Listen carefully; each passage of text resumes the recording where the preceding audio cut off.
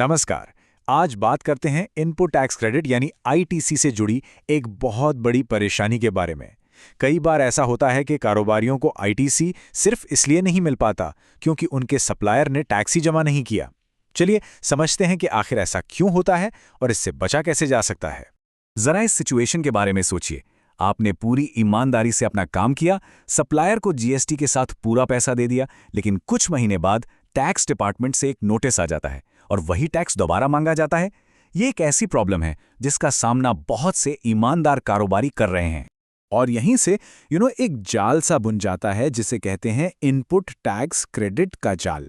इसे bonafide buyer की दुविधा भी कहते हैं, मतलब एक ऐसे खरीदार की मुश्किल जो अपनी तरफ से बिल्कुल सही है।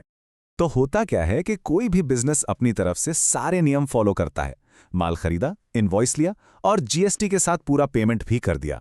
लेकिन अगर सप्लायर अपनी जिम्मेदारी नहीं निभाता और वो टैक्स सरकार तक नहीं पहुंचाता तो इसका खामियाजा भुगतना पड़ता है खरीदार को।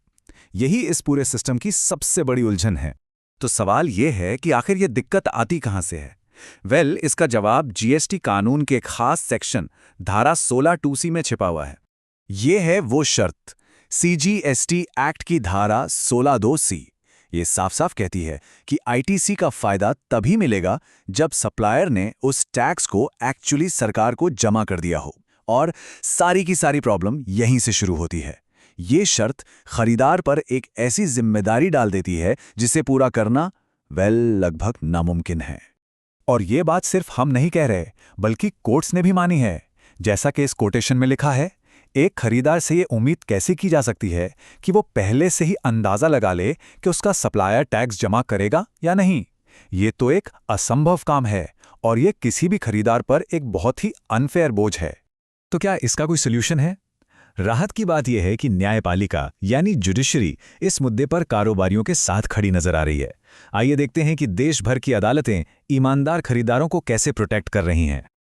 ये स्लाइड बहुत ही शानदार तरीके से अदालतों के बदलते हुए रुख को दिखाती है। देखिए, त्रिपुरा से लेकर कलकत्ता और मद्रास से लेकर आंध्र प्रदेश तक अलग अलग हाईकोर्ट्स ने लगातार एक ही बात दोहराई है। अगर ट्रांजैक्शन असली है और खरीदार ने अपनी तरफ से कोई गलती नहीं की है तो उसे सप्लायर की गलती की सज़ा नहीं मिलनी चाहिए। डिपार्टमेंट को पहले उस सप्लायर के पीछे जाना चाहिए जिसने डिफ़ॉल्ट किया है।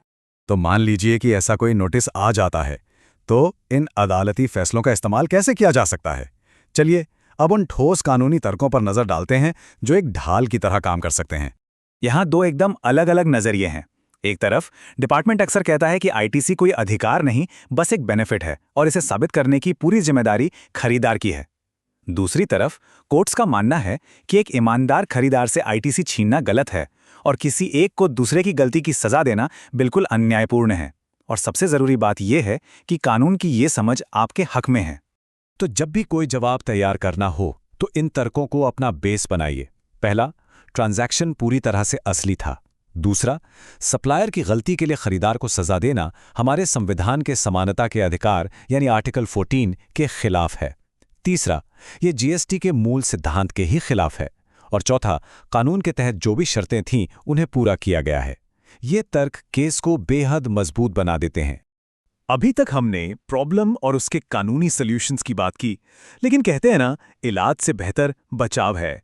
तो अब आते हैं सबसे जरूरी हिस्से पर, एक प्रैक्टिकल चेकलिस्ट जो इस मुसीबत में फंसने से ही बचा सकती है।